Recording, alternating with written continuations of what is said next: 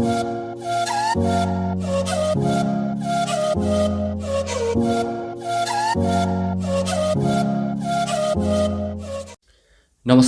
Technical school YouTube च्यानलमा तपाईलाई स्वागत छ। यस भिडियोमा हामी HTML को हाइपरलिङ्कको बारेमा सिक्नेछौँ। हाइपरलिङ्क एकदमै महत्त्वपूर्ण ट्याग रहेको छ HTML मा।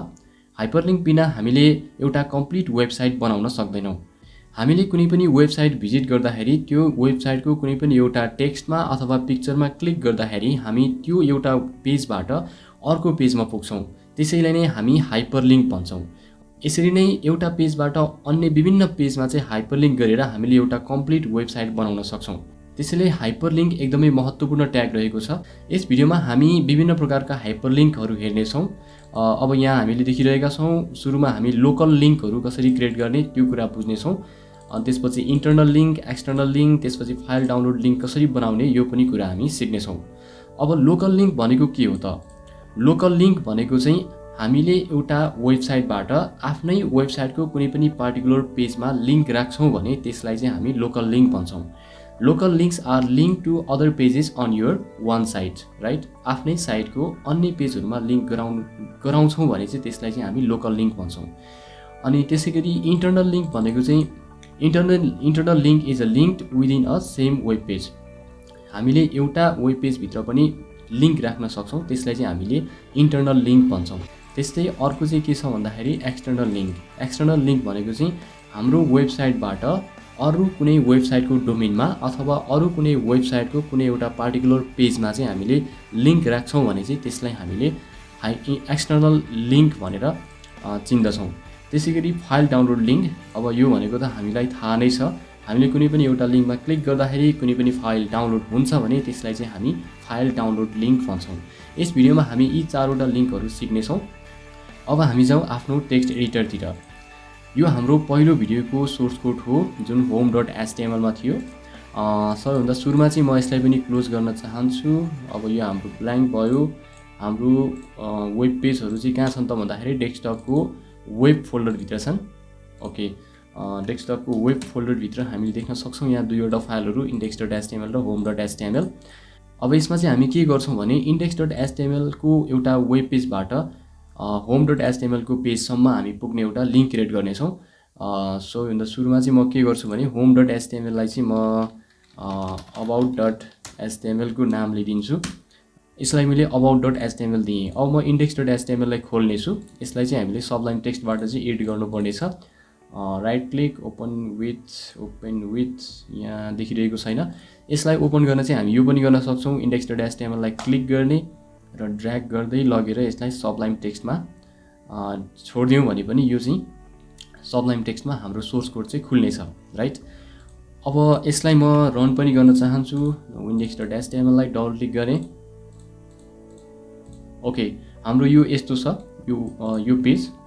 अब चाहिँ यसमा हामी एउटा मेनु जस्तो एउटा लिङ्क बनाउँछौँ। त्यसपछि त्यसमा क्लिक गर्दाखेरि चाहिँ हामी डाइरेक्ट कहाँ जान्छौँ त about.html को पेजमा जानेछौँ। यसको लागि अब म के गर्छु, एसआर ट्याग भन्दा ठिक तलतिर यसमा लेख्नेछु ए ट्याग। हाइपरलिङ्कको लागि हामी ए ट्याग अथवा एङ्कर ट्याग भनेर चिन्छौँ यसलाई।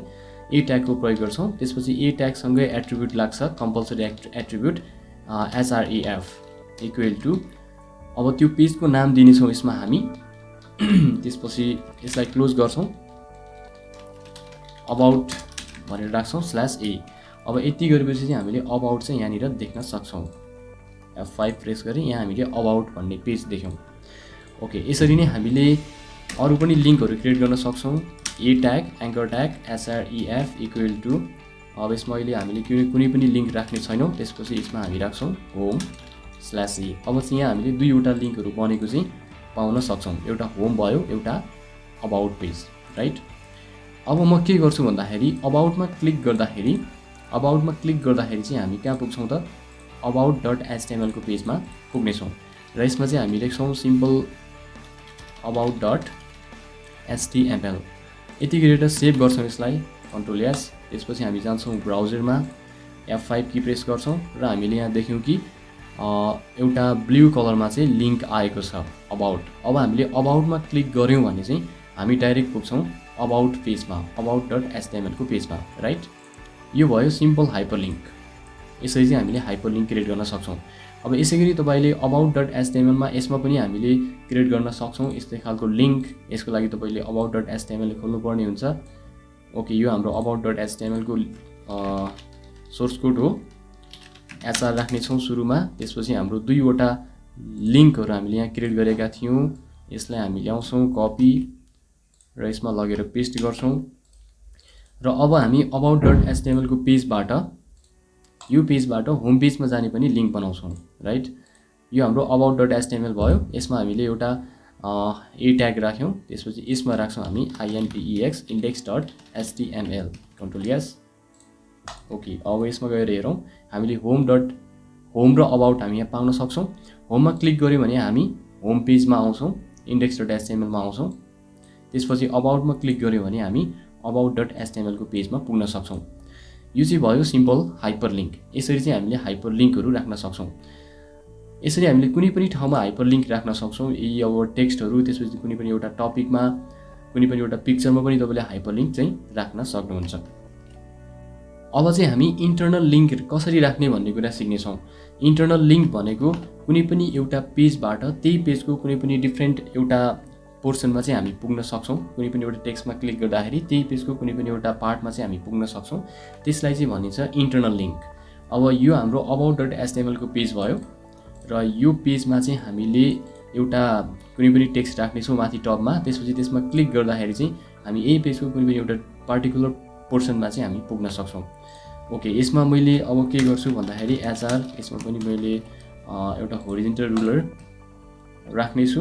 यो हाम्रो यो भयो। त्यसपछि यहाँनिर केही टपिक राख्नेछु, केही टेक्स्ट राख्नेछु र त्यो टेक्स्टमा क्लिक गर्दाखेरि चाहिँ हामी जुन यो टेक्स्ट रहेको छ, हाम्रो पोइम जस्तो यो टेक्स्ट रहेको छ, यसमा पुग्नेछ। ओके, अब इन्टर्नल लिङ्क राख्नका लागि सबैभन्दा सुरुमा हामी के गर्छौँ भने यसमा एउटा href इक्वल टु यसमा एउटा लिङ्क राख्नेछौँ। जस्तो त्यो लिङ्कको नाम चाहिँ हामी राख्नेछौँ गो टु पोइम पार्ट र सपोज यो चाहिँ हामीले यसरी राख्यौँ र यसमा चाहिँ हामी दिन्छौँ आइडी दिन्छौँ पहिला। ओके, सबैभन्दा सुरुमा चाहिँ आइडी क्रिएट गरौँ।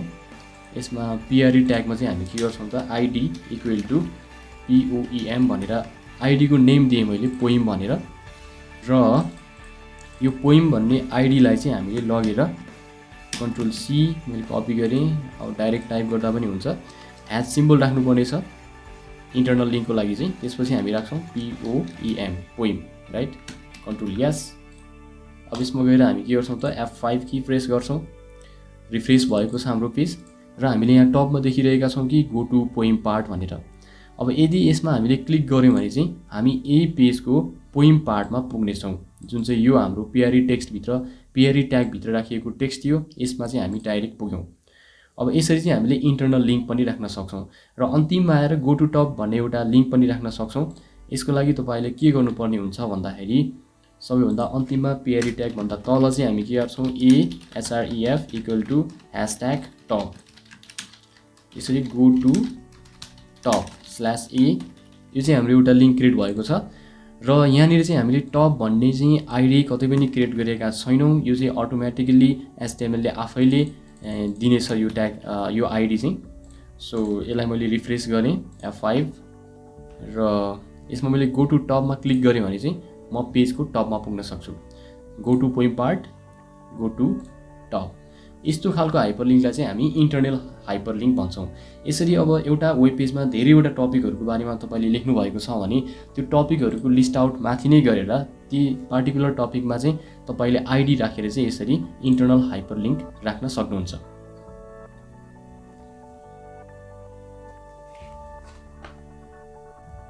अब अर्को छ एक्सटर्नल हाइपरलिङ्क। एक्सटर्नल हाइपरलिङ्क भनेको मैले अघि नै भनिसकेँ तपाईँहरूलाई, हामीले बनाएको वेबसाइटबाट अन्य कुनै वेबसाइटको डोमेन अथवा अन्य कुनै वेबसाइटको कुनै पनि एउटा पार्टिकुलर पेजमा चाहिँ हामीले हाइपरलिङ्क राख्छौँ भने त्यसलाई चाहिँ हामी एक्सटर्नल हाइपरलिङ्क भन्छौँ। अब एउटा एक्सटर्नल हाइपरलिङ्क राखी हेरौँ। यसैमा अबाउटकै पेजमा छौँ हामी। गो टु पोइम पार्ट यो भनेको हाम्रो लिङ्क भइहाल्यो। यसमा पनि अर्को एउटा लिङ्क राखौँ href इक्वल टु सपोज अर्को वेबसाइटको हामी लिङ्क राख्दैछौँ। यसमा rajnama.com.np मैले यो राखेँ। Slash go to my blog slash A यसरी राखेँ भने F5 मैले यहाँ देख्न सक्छु गो टु माई ब्लग यो दुईटा चाहिँ फरक फरक हाइपरलिङ्क हो र यसमा मैले चाहिँ सायद BR ट्याग लगाउनु पर्थ्यो र यो लाइन ब्रेक भएर देखिनेछ यसमा F5 okay go to my blog यदि मैले यसमा क्लिक गरेँ भने चाहिँ अब यो चाहिँ हाम्रो कहाँ पुगिन्छ त भन्दाखेरि यो मेरो एउटा साइटमा चाहिँ रिडाइरेक्ट भएको छ यसलाई चाहिँ भन्छौँ हामी एक्सटर्नल हाइपरलिङ्क एउटा हामीले बनाइराखेको एउटा पार्टिकुलर वेबसाइटबाट अन्य कुनै वेबसाइटको डोमेनमा हामीले के गर्यौँ त लिङ्क राख्यौँ त्यसैले यो चाहिँ के हो त एक्सटर्नल हाइपरलिङ्क हो यसरी नै तपाईँले डिफ्रेन्ट वेबसाइटमा चाहिँ तपाईँले लिङ्क राख्न सक्नुहुन्छ र यसमा अर्को एउटा कुरा पनि जानिहालौँ यसमा क्लिक गर्दाखेरि चाहिँ यो नयाँ अर्को ट्याबमा खोल्नु पर्यो भने त्यसको लागि हामी के गर्न सक्छौँ भन्दाखेरि ASREF यो भनेको हाम्रो URL भयो त्यसपछि यसमा अर्को एउटा एट्रिब्युट राख्न सक्छौँ टार्गेट भनेर target equal to _ blank control S for save F5 for refresh अनि गो टु माई ब्लग अब चाहिँ हामीले देख्यौँ कि अर्को एउटा नयाँ ट्याब खोलेको छ र त्यसमा चाहिँ मेरो यो rajlama.com.np को वेबसाइट खोलेको छ यसरी पनि हामीले एट्रिब्युट राख्न सक्छौँ र त्यसमा टार्गेट पनि हामीले चुज गर्न सक्छौँ टार्गेट हामीले ब्ल्याङ्क राखेका थियौँ राइट र यो टार्गेटको भ्यालु चाहिँ तपाईँले ब्ल्याङ्कको ठाउँमा न्यू पनि राख्न सक्नुहुन्छ न्यूलाई पनि राखिहेरौँ एकपटक कन्ट्रोल S F5 यहाँ देख्न सक्नुहुन्छ हाम्रो अर्को ट्याबमा चाहिँ खुलेको छ ओके यसरी चाहिँ हामीले एक्सटर्नल हाइपरलिङ्क राख्न सक्छौँ अब अन्तिममा चाहिँ हामी फाइल डाउनलोड लिङ्क कसरी राख्ने भन्ने कुरा सिक्नेछौँ एकदमै सजिलो रहेको छ यसैमा म के गर्छु भन्दाखेरि दुईचोटि ब्रेक ट्याग लिन्छु र यसमा चाहिँ AHREF इक्वल टु यसमा हामीले URL राख्नुपर्छ फाइलको download this file okay click here to download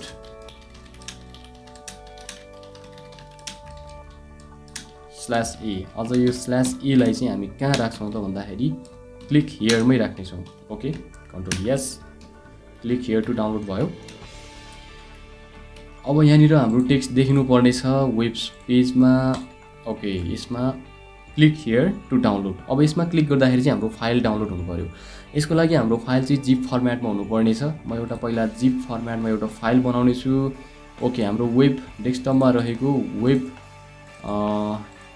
web फोल्डरभित्र रहेको दुईवटा HTML फाइल छन् यसैलाई म जिप बनाउने छु right click to add to archive त्यसपछि जिप चुज गर्नेछु र ओकेमा क्लिक गर्नेछु यति गरेपछि मेरो वेब नामको चाहिँ एउटा के बन्यो त जिप फाइल बनिसकेको छ र यसलाई चाहिँ म एउटा फोल्डरभित्र राख्नेछु राइट क्लिक न्यू फोल्डर र फोल्डरको नाम चाहिँ फाइल्स ओके अब फाइल्स भन्ने फोल्डरभित्र चाहिँ के छ त मेरो web.zip फाइल रहेको छ राइट ओके फोल्डर स्ट्रक्चर यस्तो रहेको छ डेस्कटपमा रहेको फोल्डर वेब फोल्डरभित्र हाम्रो वेब डकुमेन्ट दुईवटा र फाइल्सभित्र जिप फाइल रहेको छ web.html अब हामीले यस फाइललाई डाउनलोड गर्नका लागि चाहिँ लिङ्क बनाउन गइरहेका छौँ ओके अब हामी जान्छौँ आफ्नो टेक्स्ट एडिटरमा यसमा चाहिँ हामीले सिम्पल के दिन्छौँ त भन्दाखेरि आफ्नो फाइलको पाथ दिन्छौँ राइट हाम्रो फाइलको नेम के हो त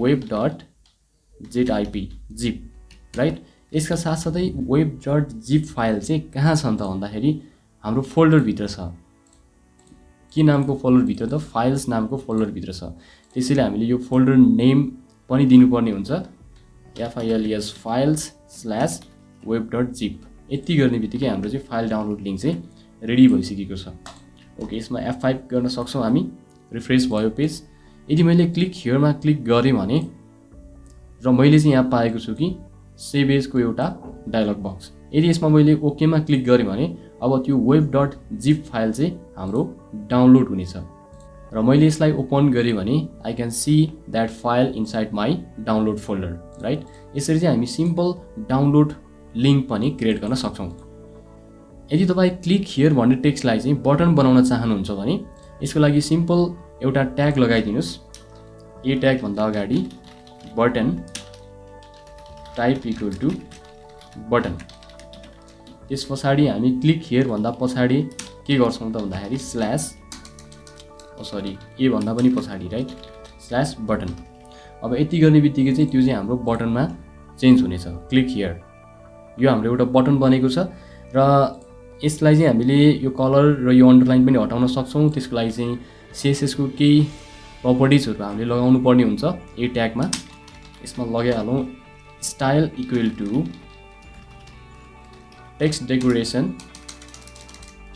यसमा हामी राख्छौँ नन र कलर राख्छौँ black. Control S COLOR okay black save गऱ्यौँ। यसमा गएर F5 की प्रेस गऱ्यौँ भने क्लिक हियर भन्ने हाम्रो एउटा बटन रेडी भएको छ राइट। यसलाई हामीले प्याडिङ पनि राख्न सक्छौँ बटनको। यसको लागि हामीले बटनमा चाहिँ स्टाइल ट्याग स्टाइल एट्रिब्युट लगाउनु पर्ने हुन्छ र CSS को प्रपर्टिज के छ PADDING padding 5 pixel okay save गऱ्यौँ। F5 for refresh. हामीले अलिकति ठुलो बटन चाहिँ हामीले देखिरहेका छौँ। अब यसमा मैले क्लिक गर्दाखेरि चाहिँ हाम्रो त्यो फाइल चाहिँ डाउनलोडको लागि रेडी हुनेछ राइट। यस भिडियोमा हेऱ्यौँ लोकल लिङ्क कसरी राख्ने, इन्टरनल लिङ्क, एक्सटर्नल लिङ्क र फाइल डाउनलोड लिङ्क। यो एकदमै इम्पोर्टेन्ट पार्ट रहेको थियो हाम्रो HTML मा। यदि तपाईँलाई हाइपरलिङ्क सम्बन्धी केही कन्फ्युजन छ भने तपाईँले कमेन्टमा सोध्न सक्नुहुनेछ र तपाईँले यी सोर्स कोडहरूलाई चाहिँ डाउनलोड गरेर यसैबाट प्र्याक्टिकल गर्न सक्नुहुनेछ। मैले यी सोर्स कोडहरूको डाउनलोड लिङ्क चाहिँ तल डिस्क्रिप्सनमा दिएको छु, त्यहाँबाट डाउनलोड गरेर तपाईँले प्र्याक्टिस गर्न सक्नुहुनेछ। यस भिडियोको लागि यति नै। हामीले यसमा हाइपरलिङ्कको बारेमा सिक्यौँ HTML को र HTML मा अझै पनि धेरै कुराहरू बाँकी छन् सिक्नका लागि। म अन्य भिडियोहरू लिएर आउने नै छु। यस भिडियोलाई लाइक गर्नुहोला र यस YouTube च्यानललाई सब्स्क्राइब गर्न नबिर्सनुहोला।